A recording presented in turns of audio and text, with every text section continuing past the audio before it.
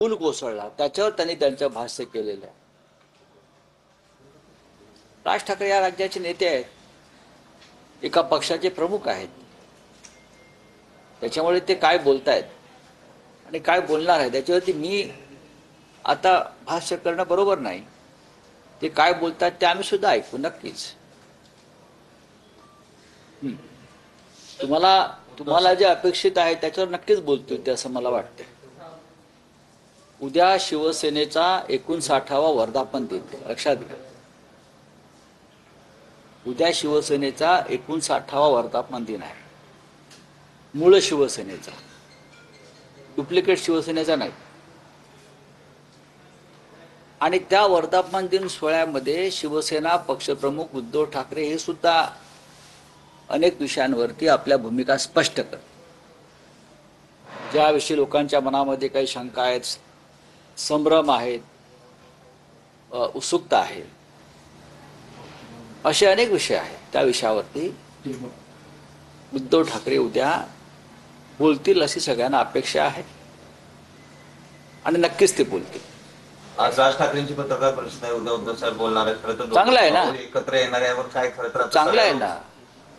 याच्यामध्ये शंका घेण्याचं कारण काय? आम्ही स्वतः या सगळ्याच्या बाबतीमध्ये पहिल्या दिवसापासून एका चांगल्या भूमिकेतून चर्चा करतो आहोत.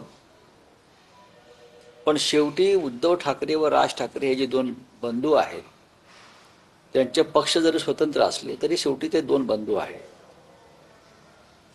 आणि मला खात्री आहे आमच्यासारख्या चाहत्यांना की नक्कीच महाराष्ट्राच्या कल्याणाचं आणि मराठी माणसाच्या उद्धाराचं असे निर्णय घेतले जातात.